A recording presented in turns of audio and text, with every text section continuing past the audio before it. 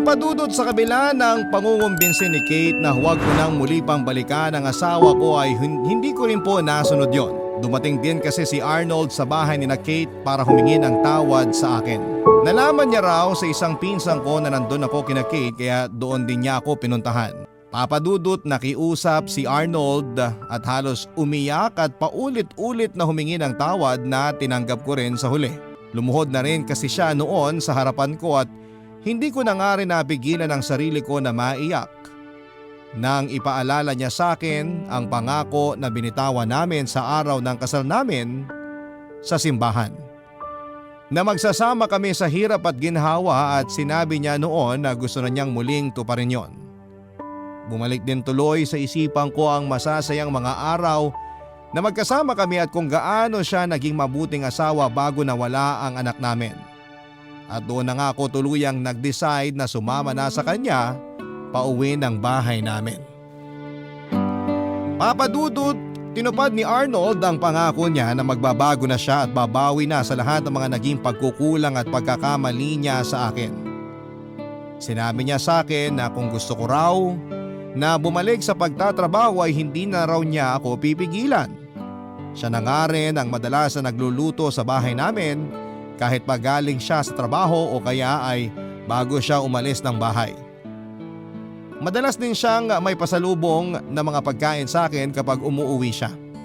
At dahil nga sa effort na ginawa niya ay bumalik na rin ang pagmamahal at tiwala ko sa kanya. Muling naging maayos ang pagsasama naming dalawa. Pero hindi pala doon natatapos ang pagsubok sa relasyon namin dahil nakaramdam ako ng kakaiba sa katawan ko na hindi ko nagugustuhan nung umpisa pa lamang, Papadudot.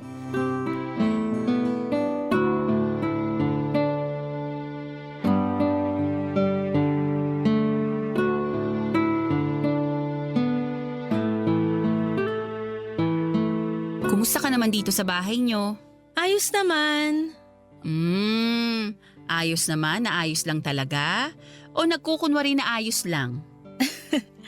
Maayos lang talaga, Kate. Sabi ko naman sa'yo, nagbago na ang asawa ko eh. Alam mo, parang hindi ko kayang paniwalaan yan. Kaya ba palagi mo akong pinupuntahan dito sa bahay namin? Bukod dito sa masarap na merienda na palagi mong hinahanda kapag bumibisita ako, isa rin talaga sa mga dahilan kung bakit nandito ako, gusto kong makasigurado na hindi ka na sinasaktan ng gago mong asawa. Kate, wala ka nang dapat alalahanin sa akin. Mula nung bumalik ako dito sa bahay namin, hindi na talaga ako sinaktan ni Arnold. Never na rin niya akong nasigawan kahit isang beses. At siya pa ang mas madalas magluto kasi gusto niya raw talaga na makabawi sa akin. Naks naman, mukhang sineseryoso niya talaga ang pangako niya sa'yo ah. Pero wala pa rin ako masyadong tiwala sa asawa mo. Baka sa umpisa lang yung pagbawi ng pinapakita niya. Tapos sa mga susunod na araw, bumalik na naman siya sa pagiging walang hiya niya. Ikaw talaga, Kate. Ang hirap mong hingian ng sorry. Ganun talaga. Kapag nasaktan na ako, matagal bago ako magpatawad. Kaya nga takot lang ni Ryan na gumawa ng kasalanan sa akin. Uy! Alexa! Ayos ka lang? Sandali lang ha. Magbabanyo lang ako.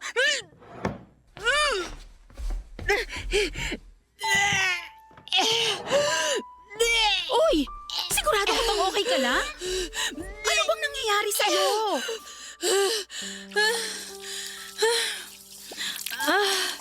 Wala lang to.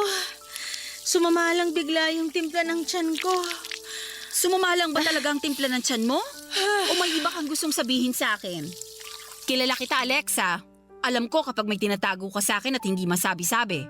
Kate, ang totoo kasi, buntis ako. Nag-pregnancy test ako kahapon at positive ang lumabas na resulta. Talaga? Congrats! Sa wakas, magkakaanak na kayo ni Arnold! Tama ba yung narinig ko?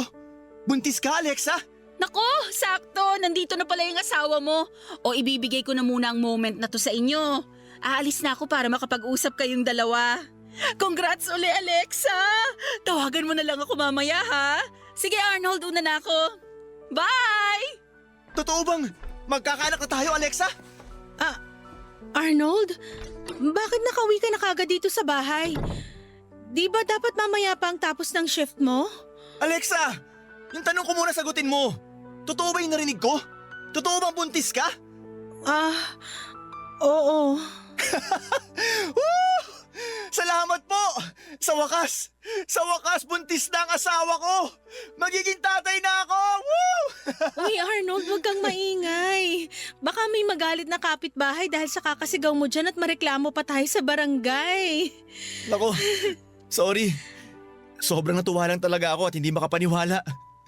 Sa wakas, Alexa, magkakaanak na tayo. Magiging isang totoong pamilya na rin tayo. Pangako, hindi ko kayo papabayaan na magiging anak natin. Gagawin ko ang lahat para maging isang mabuting asawa sa'yo at tatay sa anak natin. Asahan mo yan, Alexa. Kahit kailan, hindi ko sisirain ang pangako ko sa'yo. Papadudot ng ma-delay pa lang ako noon ay bigla na akong nakaramdam ng kakaibang takot at kaba. Hiniling ko noon na sana ay hindi tama ang hinala ko at hindi mangyari ang nasa isipan ko. Pero mas lalo lamang lumakas ang kaba ko nang may lumabas na 2 guhit sa pregnancy test kit na ginamit ko noon. Gusto ko pa sanang ulitin kaagad yon pero alam ko na kaagad sa sarili ko na tama ang resulta na lumabas doon. Buntis talaga ako sa pangalawang pagkakataon. Alam ko na dapat ay maging masaya ako kagaya ng asawa kong si Arnold Papadudut kahit mahigit 1 taon din namin hinintayon mula nang makunan ako. Pero may mali kasi sa nangyayari na yon dahil sigurado ako na hindi si Arnold ang ama ng pinagbubuntis ko. Malakas ang kutob ko na ang kumpare kong si Ryan ang totoong ama ng batang nasa sinapupunan ko noon.